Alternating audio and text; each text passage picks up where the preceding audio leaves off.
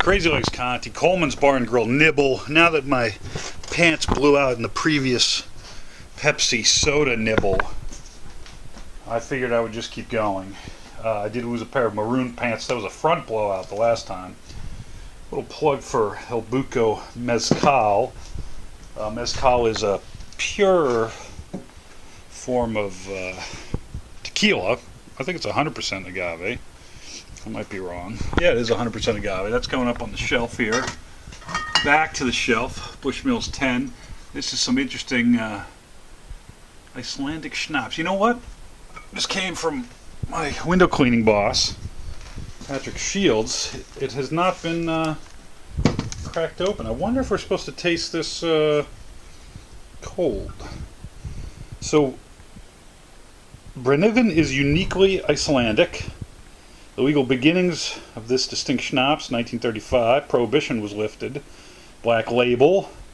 It was necessary to have an unattractive label to limit demand for the spirits of this purely Icelandic recipe. Same is not true of the women there. It had the opposite effect, symbol for all strong liquor. Iceland. Well, you know, I've been watching Lillehammer, which is Norway. Let's just take a little taste of the schnapps. A special kind of add-on to this nibble.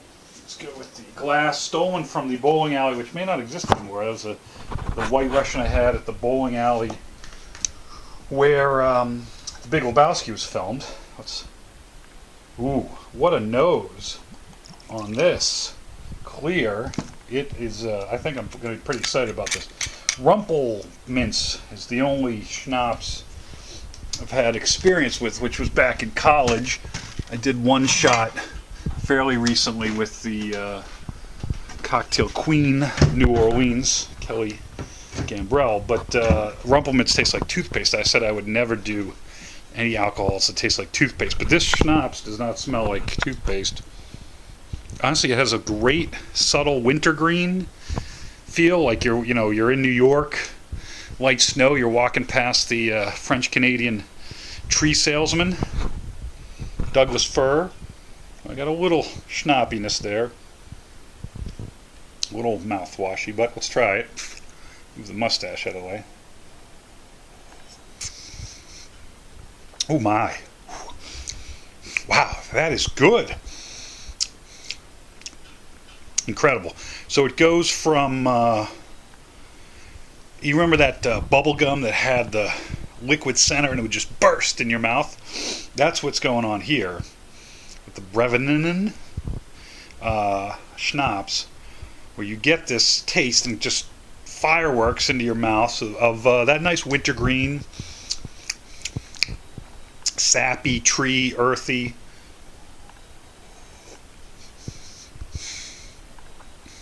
And then this beautiful, clean. I've never drank gasoline, and this might be a slight, but this very, almost like it's vapor, like you're smelling napalm in the morning or gasoline or something, but in a good way. Just fills the mouth, and then just a burst of like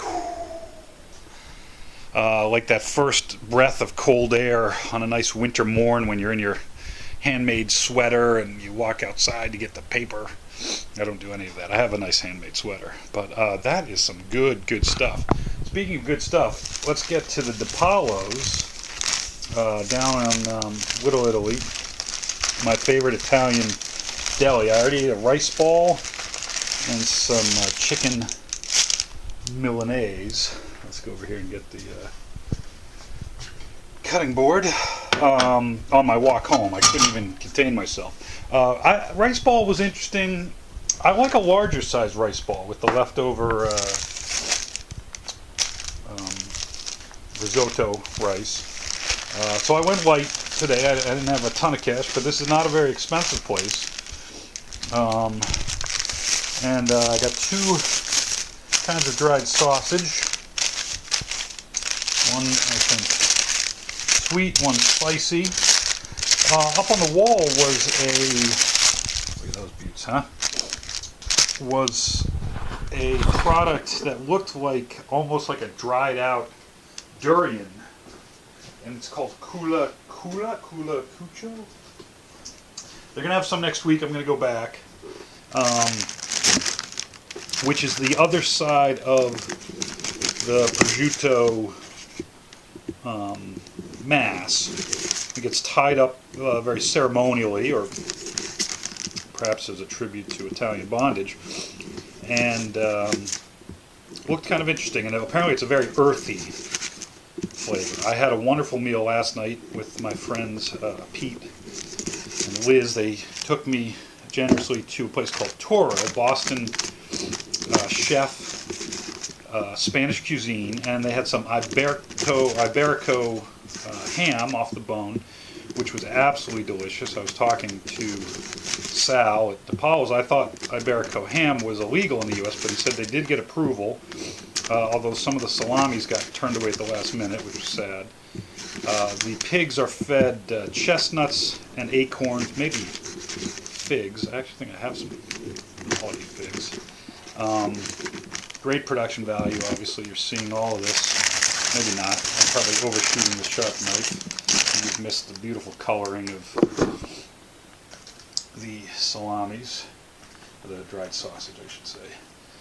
That's a good question. What's the difference between dried sausage and salami? And the answer is I don't know. I think maybe salami is a cut that we're used to. But you can see here, beautiful texture, marbling fat, peppercorns. That's pretty nice. And then this they make at DiPalo's every day, very fresh, all day long, is their mozzarella. I'm not going to refrigerate it because it changes the taste. They pull it like taffy in the back, and it is something to behold. I know Calvin Trillion has his mozzarella spots, some that exist, some that do not. And I heard recently that Hoboken, you can do a big informal mozzarella crawl there. I may have to do that. But this is spongy with some resiliency, some nice give. I'm going to show off the cross section in a moment. I'll show it off now. I don't know if you could see that. Sort of a slightly firmer outside, very milky inside. I did try to make mozzarella myself once. It came out very, very bland, which is unfortunate. But this stuff is absolutely delicious. That's a big piece. That's okay. And everything at DiPalo's is sort of reminiscent of Italy or the old country. And I'm going to leave it out because I'll probably have some more. And the smells are wonderful, and the people who work there. There's one brother who looks like Matt Lauer. There's another brother who looks like Chaz Palminteri, and then there's a sister, just looks like heaven, cutting up these big blocks of Pecorino Romano. I think I'm going to taste the cheese first. I'll go with the smaller, and yeah, I'll go with this piece right here. Beautiful color, milky, moon-like.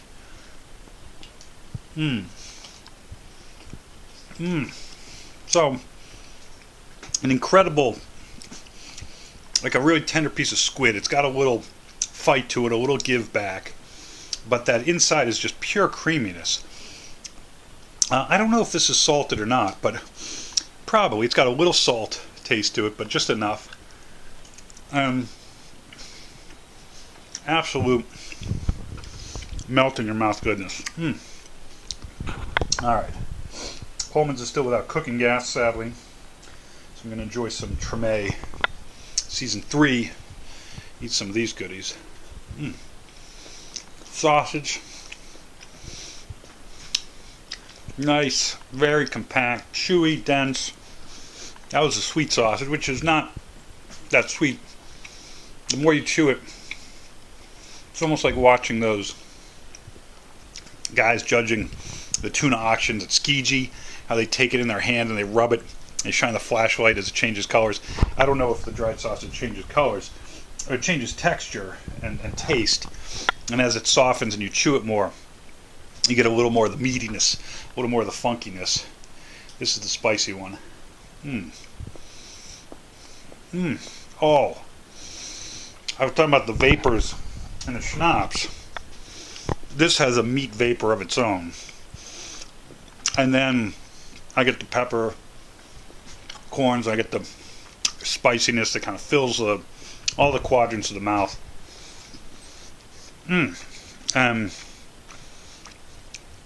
Like a good scotch. I think if I didn't eat or drink anything else, that spicy sausage sopressata taste would probably stay all over the mouth and the esophagus for maybe, I don't know, half hour. But I'm going to have some more schnapps. So, anyway, Crazy Legs Conti for Nibble.